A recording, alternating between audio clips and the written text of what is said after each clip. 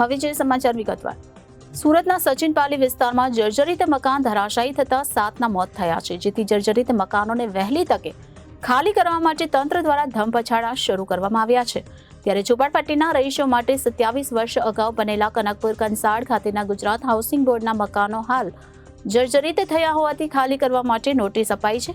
ત્યારે રહીશો માંગ કરી રહ્યા છે કે ચોમાસાની સિઝન બાદ વૈકલ્પિક વ્યવસ્થા કરીને મકાન ખાલી કરવામાં આવે. આ માંગ સાથે તેઓ કલેક્ટર કચેરીએ પહોંચીને હલ્લાબોલ કર્યો હતો.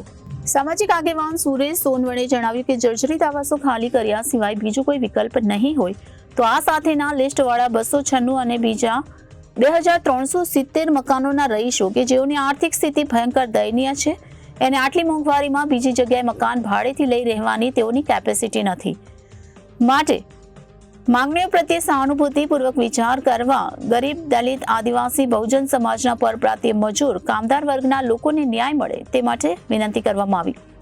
સુરત મહાનગરપાલિકા દ્વારા સચિન સ્લમ ક્લિયરન્સ બોર્ડના રહીશોના મકાનો ખાલી કરવાના હોય તો યુદ્ધના ધોરણે તેમને ઈડબ્લ્યુએસ આવાસ, મુખ્યમંત્રી આવાસ, પ્રધાનમંત્રી આવાસ અથવા પતરાના શેડ બનાવી વૈકલ્પિક વ્યવસ્થા ગોઠવી આપવામાં આવે. સુરત મહાનગરપાલિકા દ્વારા જો રૂમોની સગવડ થતી ન હોય તો રીડેવલપમેન્ટ ન થાય ત્યાં સુધી તમામ અસરગ્રસ્તોને માસિક રૂમ ભાડું ચૂકવી આપવામાં આવે.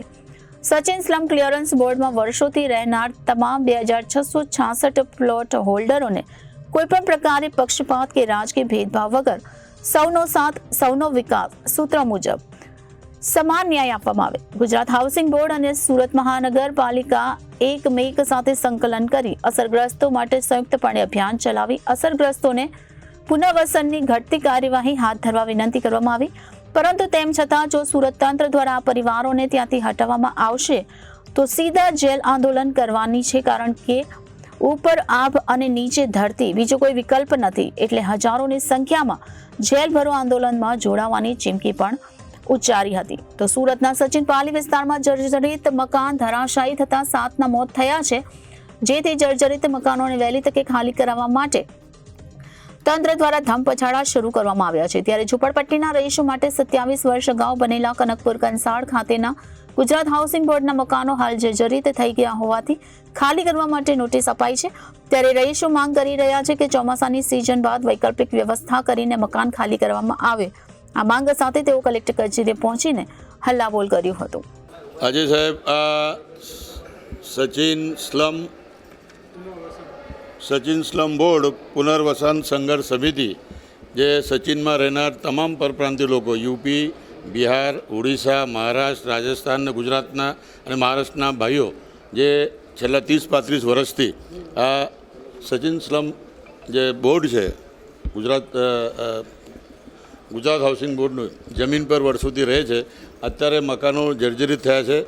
તાજેતરમાં કોઈ ઘટના ઘટે છે તો સરકારે સફાળે જાગે છે અને કોઈપણ પ્રકારની પૂર્વ આયોજન કર્યા વગર, કોઈપણ પ્રકારનું પૂર્વ વ્યવસ્થા કર્યા વગર આમ તૂટી પડે છે. તમે જો અત્યારે સ્કૂલોમાં બી ફાયર સેફ્ટીના નામે તમામ સ્કૂલો બંધ, માર્કેટો બંધ.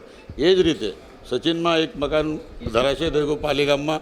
એના લીધે તમામ રહીશોને પ્રતાડિત કરવાનું, પરેશાન કરવાનું કામ સત્તામાં બેઠેલા ભારતીય જનતા પક્ષના શાસકો અને અધિકારીઓ એકમેકાના મેળાપીપણામાં કરી રહ્યા છે. અત્યારે 8 દિવસ પહેલાં જ નોટિસ આપવામાં આવી સ્લમ બોર્ડ તરફથી, જે ગુજરાત હાઉસિંગ બોર્ડ તરફથી. એ વાસ્તવિક મહાનગરપાલિકાના અંડરટેકિંગ આ લોકો આવે છે. હવે મહાનગરપાલિકા કંઈ અલગ કહે છે, ગુજરાત હાઉસિંગ બોર્ડના અધિકારીઓ કોઈ અલગ કહે છે, અને એમના મતાંતર વચ્ચે આ સામાન્ય ગરીબ માણસો, મજૂર, કામદારો જે પરપ્રાંતીય છે, જે હાલ એકદમ કફોડી હાલતમાં જીવી રહ્યા છે, કેટલાક તો રોજીરોટી વિના છે, એમને હટાવવાની વાત સરકાર કરી રહી છે. માટે આજે અમે મહેરબાન કલેક્ટર શ્રી ડૉક્ટર સૌરભભાઈ પારધી સાહેબને મળવા આવ્યા છે. અમારી 4-5 મુદ્દાની માગણી છે. મુદ્દા બહુ સારા અને સચોટ છે કે કોઈપણ પ્રકારની વૈકલ્પિક વ્યવસ્થા કર્યા વગર આ લોકોને ત્યાંથી હટવામાં આવે નહીં. સરકાર પાસે ઘણા બધા મકાનો પડેલા છે. મહાનગરપાલિકા પાસે ઈડબ્લ્યુએસ આવાસના મકાનો છે. મહાનગરપાલિકા પાસે મુખ્યમંત્રી આવાસ યોજના, પ્રધાનમંત્રી આવાસ યોજના, આ ગુજરાત હાઉસિંગ બોર્ડના કેટલા ખાલી મકાનો છે. અને એ નહીં હોય તો છેલ્લે ગરીબ માણસો છે, પતરાના શેડ બી બનાવી આપે તો પણ અમે લોકો ત્યાં જઈને વસવાટ કરવા તૈયાર છે. કેટલા પરિવારો અસરગ્રસ્ત? 2666 પરિવારો છે. એટલે એક ઘરમાં આપણે 4 જણા બી ગણી લો તો ઓછામાં ઓછા 20,000 લોકો આજે વિસ્થાપિત થવાના છે. અને કાલે પોલીસના દબાણમાં કાલે ગુજરાત હાઉસિંગ બોર્ડના અધિકારીઓ અને મહાપાલિકા અધિકારીઓ આવીને પાણી કાપી ગયા, લાઇટ કાપી ગયા અને આજે ધમકી આપી ગયા છે કે જો તમે 24 કલાકમાં ખાલી નહીં કરશો તો બુલડોઝર ફેરવી આપવામાં આવશે.